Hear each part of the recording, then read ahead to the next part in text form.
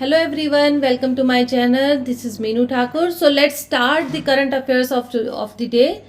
Question number 1 कहता है कि वर्ल्ड में ऐसी कौन सी कंट्री है जिसने राइट टू अबॉर्शन अपने कॉन्स्टिट्यूशन में इंश्रिन किया है.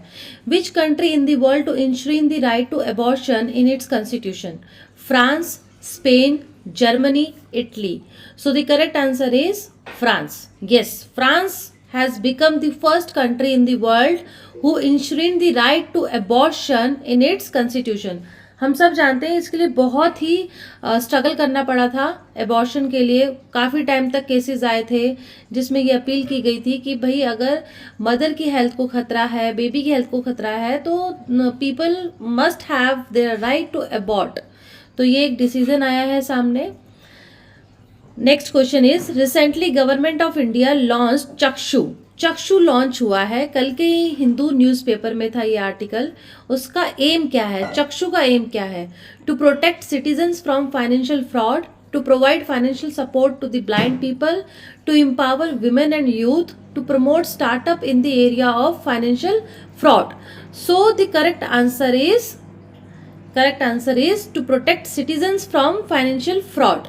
मिनिस्ट्री ने ये डिसीजन लिया है कि जितने फाइनेंशियल, हम देख ही रहे हैं डिजिटल अरेस्ट जैसे केसेस आ रहे हैं, तो उन सब केसेस से बचने के लिए एक ऐसा प्लेटफॉर्म प्रिपेयर किया गया है जो सिटीजन्स को प्रोटेक्ट करेगा फ्रॉम द फाइनेंशियल फ्रॉड्स.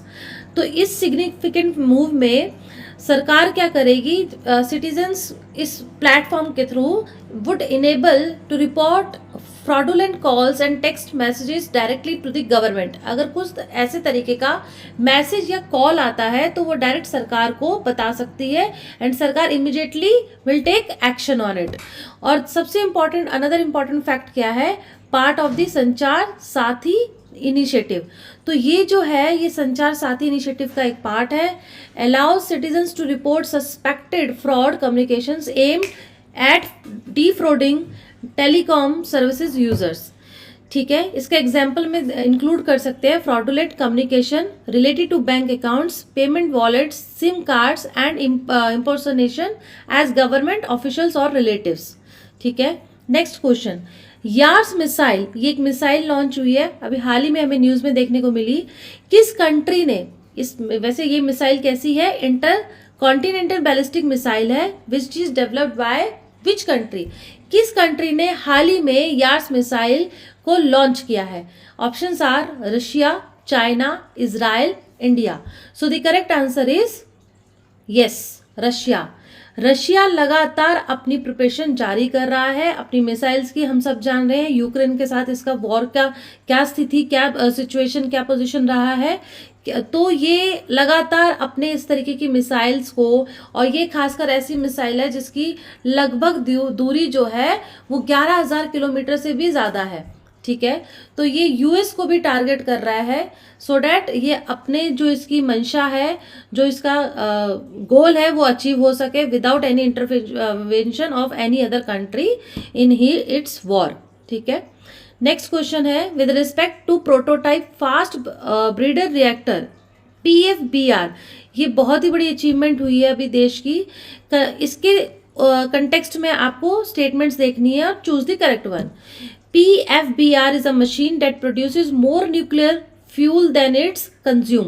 ये न्यूक्लियर ज़्यादा प्रोड्यूस करता है. न्यूक्लियर फ्यूल की बात हो रही है. ठीक है, तो ये एनर्जी सोर्स की बात हो रही है यहाँ पे. Energy from using of this nuclear reactor. So nuclear fuel more than it's consume. Second statement, it will mark the start of stage 3rd of India's 3-stage nuclear power programs.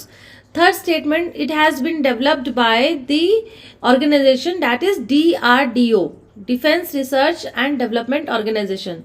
So the correct नहीं है, आपको इसमें क्या choose करना है? Incorrect statement. कौन सी incorrect है?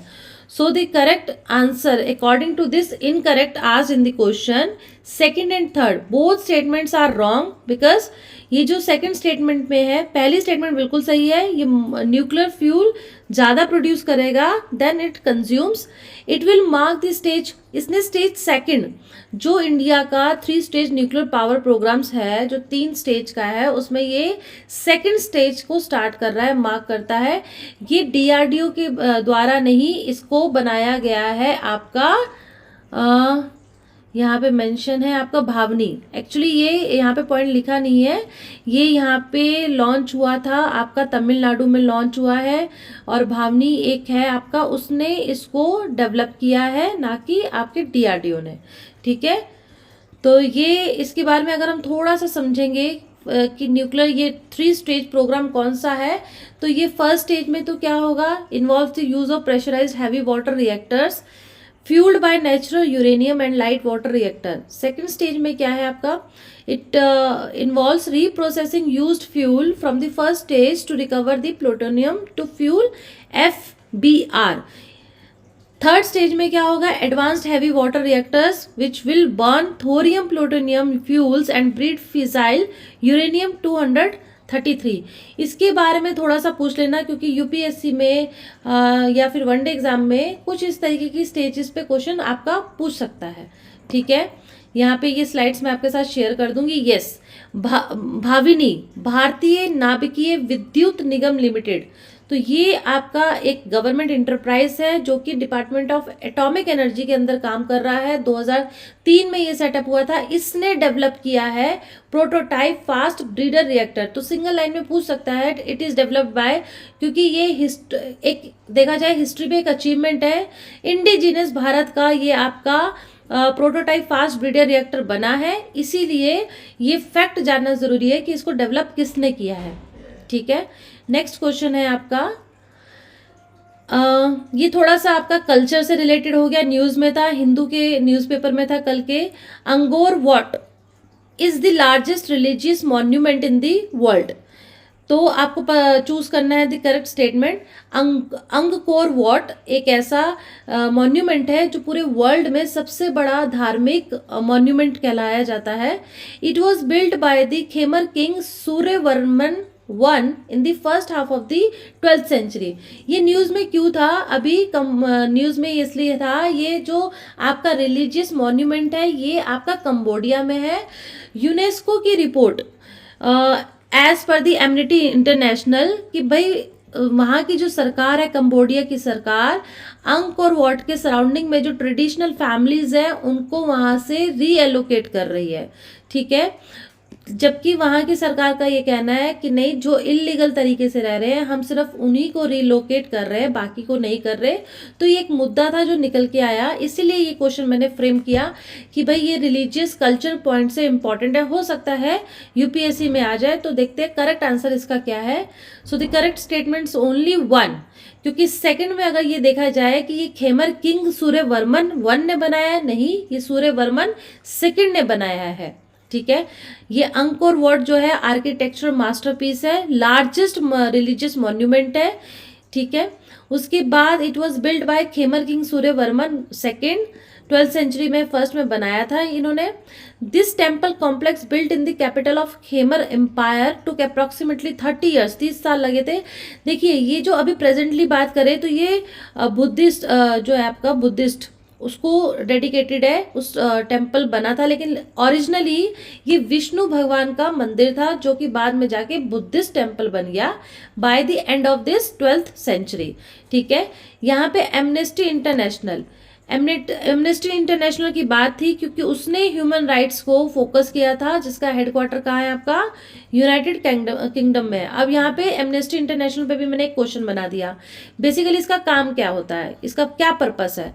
Option A, global human rights movement, a non organisational voluntary organisation to help very poor people, an intergovernmental agency to cater to medical emergencies in the war-ravaged regions, an agency of the United Nations to help refugees of civil wars. So the correct answer is Amnesty International, जिसका headquarter United kingdom में है। ये global आपका human rights movement है। ठीक है।